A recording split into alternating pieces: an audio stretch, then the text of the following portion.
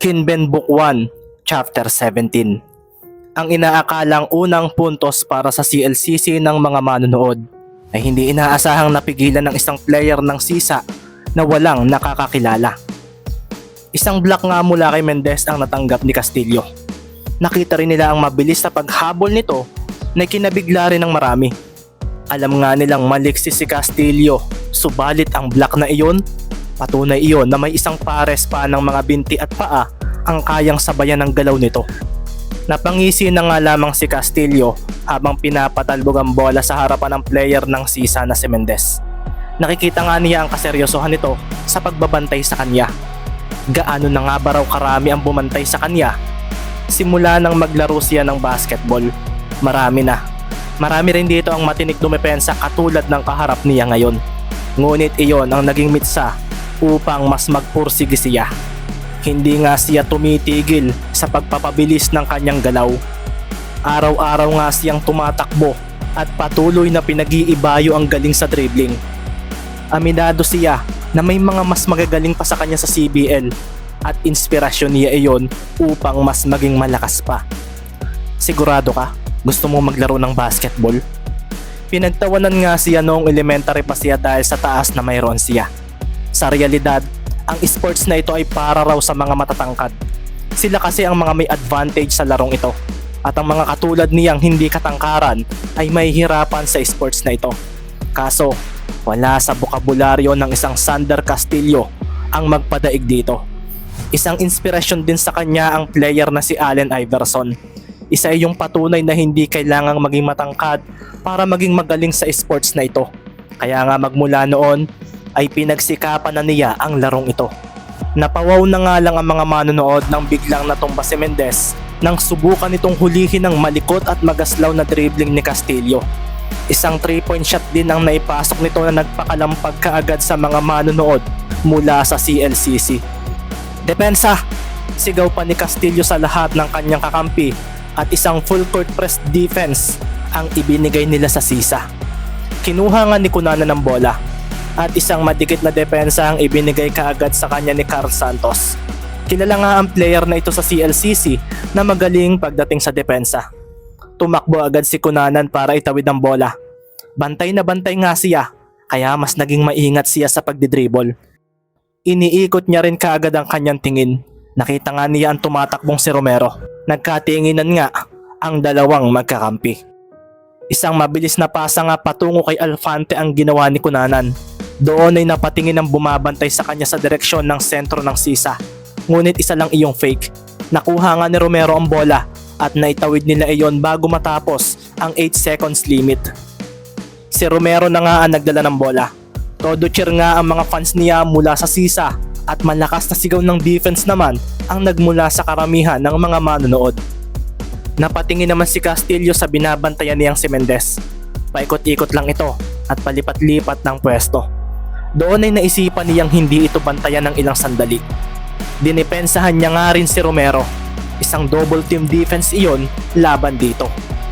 Alisto pa rin naman si Castillo dahil batid niyang isang pasa ang gagawin ni Romero patungo sa player na may number 3. Ngunit walang pasang naganap kahit walang bumabantay kay Mendez. Doon na nga napangisi si Castillo. Iniikot agad niya ang tingin sa pwesto ng mga kalaban. Nakita niyang pinipilit takasan ni Cunanan ang defender nito, habang si Alfante ay sinusubukan namang pumwesto ng maganda sa painted area. Si Reyes naman ay nasa 3-point area lang at nag-aabang ng pasa. Kaso gwardyado rin ito ng kanyang kakampi. Doon na nga kumilos si Castillo. Sa pag-atras nga ni Romero para bumuelo at gumawa ng maliksing dribbling ay isang mabilis na pagsunod ng pagyuko ang kanyang ginawa. Nakatingin lang si Castillo sa bola habang ang kamay niya ay papalapit dito.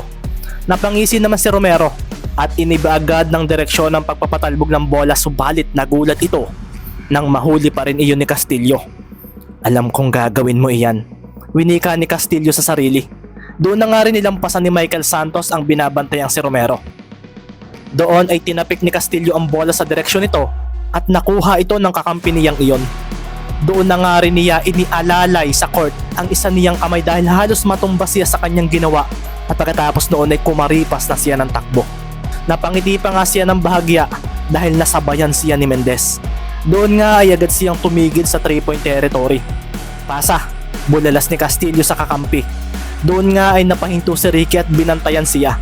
Ngunit walang pasang naganap at naging libre si Santos number 8 at idiniretso agad nito ang bola sa basket.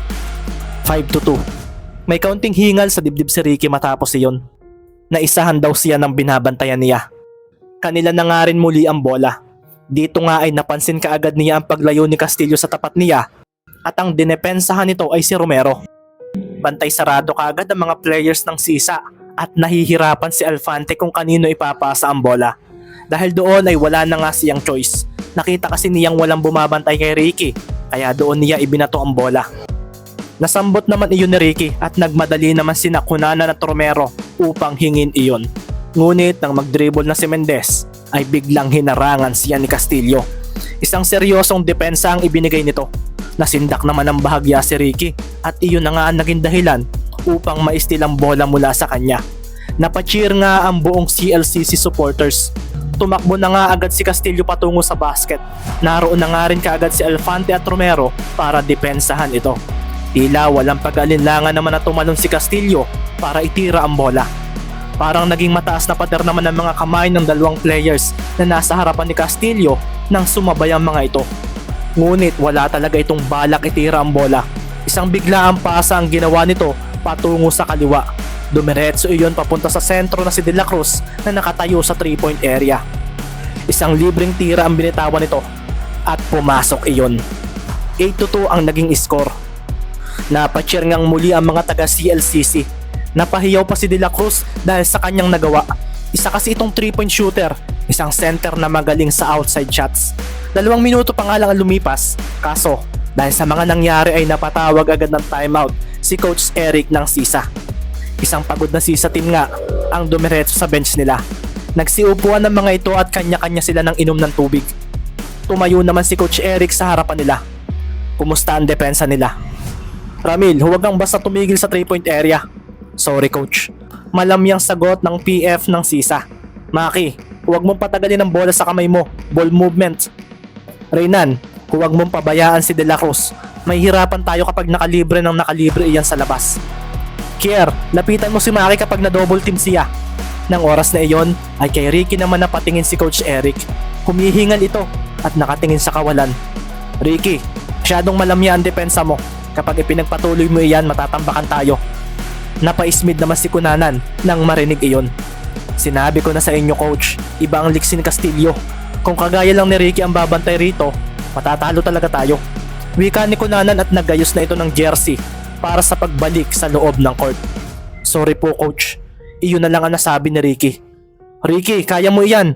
Nakangiting wika naman ni Alfante na tinapik pa sa balikat si Mendez. Nakita nga ni Ricky ang ngiti ng team captain nila. Hindi alam ni Ricky pero nakita niya na parang may mabigat din itong nararamdaman sa kabila noon. Gustong manalo ng captain nila. Gusto ring manalo ni Romero. Ito na rin kasi ang huling taon nila. Ang huling CBL, ang huli nilang chance. Huminga nga si Ricky ng malalim at tumayo. Kailangang manalo tayo. Sa mga kakampi kong paisi-isi lang, huwag na kayong maglaro ng basketball. Seryosong winika naman ni Romero sa mga bench players nila na tila walang pakialam sa laro. Nakalagay na kasi sa loob ng mga ito na matatalo sila. Gusto lang nilang maglaro pero hindi kasama roon ang manalo. Team, hindi ako ganoon kagaling na coach. Pero sana, ayusin natin ang magiging laro natin dito sa CBL. Pinagmasdan pa nga ni Coach Eric ang mga players niya. Sorry po coach. Malamyang sagot naman ng mga bench players niya. Napailing na nga lang si Romero at Alfante. Sinundan na lang nila si Cunanan na nasa loob na ng court. Ganon din nga si Reyes na parang tinatamad kung pagmamasdan ang paglalakad nito. Sumunod na rin si Ricky at sandali rin niyang sinulyapan si Mika na todo cheer sa team nila. Napangiti na lang siya. Nakita niya ang suporta nito. Hindi para sa kanya, kundi para sa team. Sapat na raw ang suportang iyon para mas pag-ibayuhin ni Ricky ang kanyang laro. Ikinalma niya ang sarili at inisip ang mga bagay-bagay.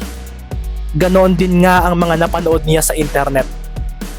Ang mga estilo sa paglalaro ng mga players sa kung saan-saan. Pinagmasdan din nga ni Ricky ang mga kasama, magmula kay Alfante hanggang kay Reyes. Paring Ricky, galingan mo! Huwag kang maglapot dyan sa loob! Isang nakakairitang sigaw pa nga ang narinig ng binata. Mula iyon sa kanyang mga tropa. Doon ay napatingin nga siya at hindi alam kung matutuwa o hindi. Kung mahihiya o hindi sa cheer ng kanyang mga kaibigan. Isang placard naman ang hawak ni Andrea at nakataas iyon habang iginagalaw-galaw iyon sa ere. Nabigla tuloy si Ricky nang mabasa ang nakalagay roon. Number 3, I am your number 1 fan. Sira. Nasambit na nga lang ni Ricky sa sarili at doon ay narinig na nga niya ang silbato ng referee. Nasa side na rin nila ang inbounding ng bola. Bantay sarado pa rin nga ang buong team niya maliban sa kanya. Talagang pinabayaan na siya ni Castillo tuwing nasa kanila ang bola. Mukhang alam na raw nito na wala siyang kakayahang pumuntos. Nakuha naman ni Cunanan bigla ang bola ngunit hindi niya matakasan ang kanyang bantay. Tinakasan naman agad ni Romero ang defender niya para tulungan si Cunanan. Nagkatinginan pa nga ang dalawa ng oras na iyon. Dito ay isang bounce pass nga sa pagitan ng mga paa ng defender ni Cunanan ang ginawa niya. Dumiretso nga ayon papunta sa kamay ni Romero. Mabilis naman itong pinatalbog iyon. Nakikita na nga rin niya ang papalapit na help defense ni Castillo. Doon ay napatingin naman siya kay Cunanan na papalapit din sa kanya. Dito ay isang pataas na pasa ang ginawa ni Romero. Papunta iyon kay Elefante na nasa ilalim na ng basket. Seryoso naman itong binantayan ni De La Cruz. Pinostehan nga kaagad ni Elefante ang sentrong katapat niya pagkasambot ng bola. Ngunit hindi siya makausad. Matigas daw ang depensa ni De La Cruz sa kanya. Doon nga ay nabigla na rin lang si Elefante nang makitang papalapit na sa kanya si Ricky. Seryoso ang mukha nito na nakatingin sa basket. Napangiti si Elefante nang hindi inaasahan. May tiwala ako sa iyo. Sambit ni Elefante sa sarili at ipinasa nga niya ang bola papunta kay Mendez. Doon naman ay seryosong tumalon si Ricky papunta sa basket habang hawak ang bola. Wala iyan. Kaso, doon nga ay biglang lumitaw sa harapan ni Ricky si Marquez, ang power forward ng CLCC. Tumalon din ito para i-block ang kanyang gagawin. Ngunit imbis na masindak ay ikinalma lang ni Ricky ang kanyang sarili. Mahigpit nga niyang hinawakan ng bola at pagkatapos ay ibinato niya ito patungo sa likuran ni Marquez. Doon nga lumitaw ang kakampi niyang nakalimlim palagi sa 3-point area na si Reyes. Pagkalapag ni Ricky ay tiningnan niya si Reyes na walang kabantay-bantay. Naalala niya nga ang madalas gawin ito tuwing practice nila sa sisa, ang 3-point shooting. Gawin mo na pre, bulalas pa ni Ricky nang nakangiti. Nabigla naman si Reyes ang ngiti ni Ricky. Doon ay pinagmasdan nga niya ang basket at pinakawala ng isang 3-point shot na madalas niyang ginagawa. Ang rebound, bulalas naman ni Castillo at nagsitakbuhan ang lahat maliban kay Ricky na nakahanda na para sa depensa sa may gitna ng 3-point territory. Tila ba kumpiyansa ito na papasok ang bola sa basket. At nahalit nga ang net matapos pumasok ng bola rito. Napatakbo naman bigla si Reyes kay Ricky at isang malakas na appear ang ginawa nito rito. Nice pass pre, masiglang sambit ni Reyes. Natandaan ko pre ang madalas mong shooting sa practice natin, kaya alam kung papasok ang tira mong iyon. Seryosong sabi pa ni Ricky kay Reyes. Napangiti naman si Reyes dahil iyon ang unang beses na may magpasa sa kanya ng ganoon. Isang pasa na may kasamang tiwala. Nakita niya rin ang kasiguraduhan ni Ricky sa pagpasok ng tira niya. Pre, hindi ba last year mo na rin sa sisa? Bigla pang nasambit ni Ricky rito. Napatango naman si Reyes. Kung ganoon, magtulungan tayo na makuha ang panalong ito. Napaseryoso naman si Reyes nang marinig iyon. Ano ba ang pakiramdam ng manalo? Parang nalimutan na raw niya. Kailan ba raw siya huling nanalo sa isang school tournament? Naalala nga niya noong elementary siya. Ang nag-iisang panalo noong last year niya rito. Dahil nga sa 3-point shot niya noon ay nanalo sila. Isa rin iyong buzzer beater at ang tanging puntos na nagawa niya sa larong iyon. Lucky shot! Tsamba lang ang swerte nila. Hayaan natin, iyon lang naman nakuha nilang panalo. Dahil nga roon ay halos araw-araw nag-practice ng shooting si Ramil. Ngunit tanging shooting lang ang naging alam niya. Kahinaan pa rin niya ang depensa at ayaw pa rin niyang maipit o mabalya ng kalaban. Pre, hindi ba masakit magalusan? Naalala ko ang practice game natin. Buwis buhay ka sa depensa. Bigla naman itong nasambit iyon kay Ricky.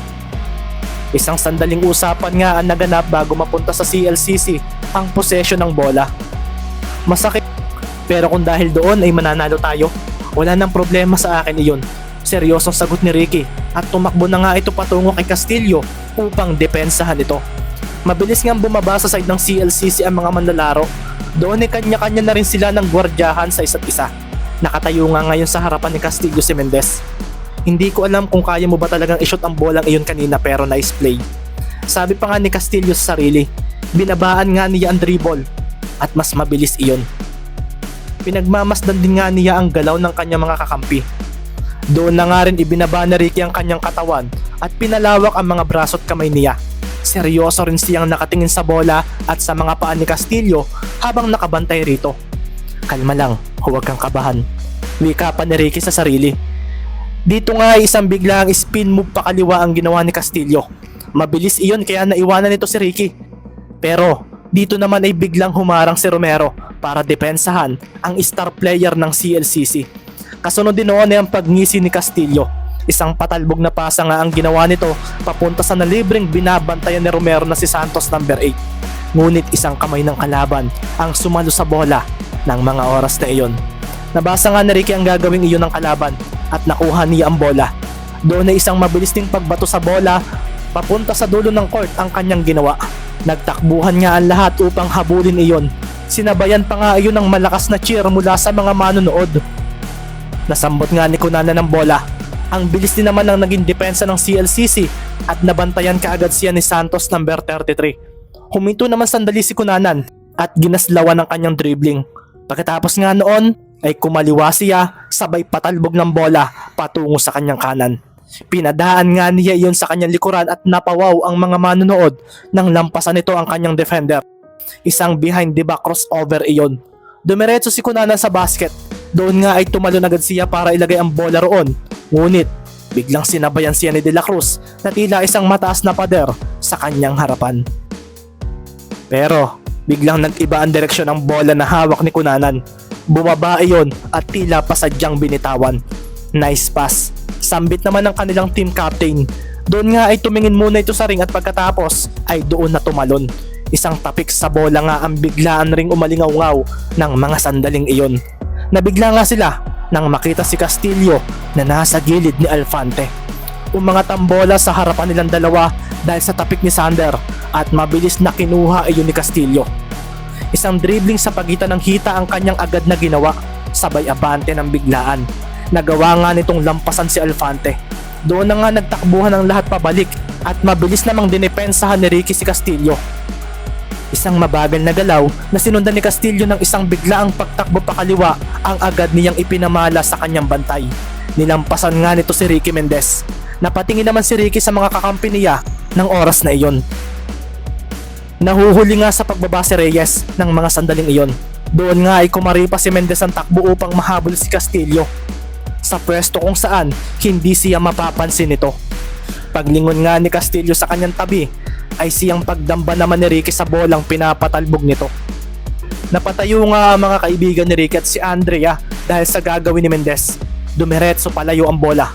Muntik pa ngang magdagasa si Ricky pero salamat sa mga kamay niya. Naialalay nga niya agad iyon sa sahig. Pero hindi pa nga roon natapos si Ricky. Hinabol pa niya ang bola na ikinabigla rin ni Castillo. Tinalo ni Ricky ang bola bago pa man ito lumabas sa linya. At pagkatapos ay inisip kung nasaan si Reyes nang huli niya itong makita. Gamit ang kaliwang kamay ay ibinato niya iyon pataas patungo sa side nila. Kasunod din noon ay ang pagbagsak nito sa harapan ng mga manonood sa tapat ng kanilang bench. Nasambot naman ni Reyes ang bola. Doon nga ay napatingin siya sa kanyang kinatatayuan. Nasa 3-point area na siya. At dito nga ay pinakawalan niya muli ang isang 3-point shot. Itinaas naman ni Ricky ang kanyang kaliwang kamay habang nakaangat ang tatlong daliri. Nakaupo siya at isa nga iyong senyas kung saan ay sinasabi niyang papasok ang 3-pointer na iyon. At pumasok nga iyon nang walang kasabit-sabit sa ring. All 8 na ang score. Doon nga ay may tatlong players din ang agad na lumapit kay Ricky at inalalayang tumayo ito. Nice one Ricky. Sambit ni Alfante rito na ginulo pa ang buhok ni Mendez gamit ang kamay. Napatingin naman nga si Ricky kina Cunanan at Romero. Ganon din sa mga kasamahan niya sa team. Ang galing mo pre. Napatakbo naman si Reyes at inakbayan ng binata. Gusto kong manalo tayo. Napakuyom ng kamao si Ricky at napayuko sa harapan ng kanyang mga kasama. Kahit pagtawanan nila ako, handa akong mabangasan manalo lang tayo. Napailing pareho sina Cunanan at Romero nang marinig iyon. Isang friendly na palo nga sa puwet ang ginawa nila kay Ricky. Mananalo tayo rito, bulalas ni Kunanan. Si Romero naman ay tumalikod na lang bigla at naalala ang sinabi sa kanya ng kanyang kaibigang si Reynold. Alam ko na kung bakit sila galing na galing sa iyo, Mendez. Pagkasabi ni Romero noon sa sarili ay sandali niyang binanat ang mga braso at binti niya. Tila ba may gagawin siya na mabigat. Sa unang 4 na minuto nga ng laro ay tabla sa 8 ang score ng dalawang team. Nagsisimula pa lang ito at marami pang pwedeng mangyari. Marami pang posibleng maganap na baka ikagulat ng lahat. Coach, gusto rin namin maglaro. Bigla namang narinig ni Coach Eric ito mula sa kanyang mga bench players na nagpangiti agad sa kanya. Hindi niya alam kung anong nangyari pero ang itsura ng mga players niya, ibang iba ito sa nakagisna niya sa mga ito. Hindi mo Ricky napapansin. Nahahawa na ang mga kasama mo sa ginagawa mo. Napangiti naman si Andrea habang pinagmamasdan si Ricky na tumatakbo sa loob ng court. Ate, seryoso ka? Number 1 fan ka ni Ricky? Ito naman ang tanong mula kay Andre na nagpabalik sa realidad sa dalaga. Doon na nga siya biglang pinamulahan. Hindi nga niya alam ang isasagot sa kapatid kung kaya pinalo na lang niya ito ng placard na kanyang hawak. Sira ulo ka ate, wika agad ni Andre at pinagtawanan naman sila ng mga kaibigan nito. Mukhang type ng ate mo si Ricky, wika naman ni Ronald. At walang nagawa si Andrea kundi pagpapaluin ng tatlo na tumawa na lang ng tumawa dahil doon. Shut up! Yee, si ate!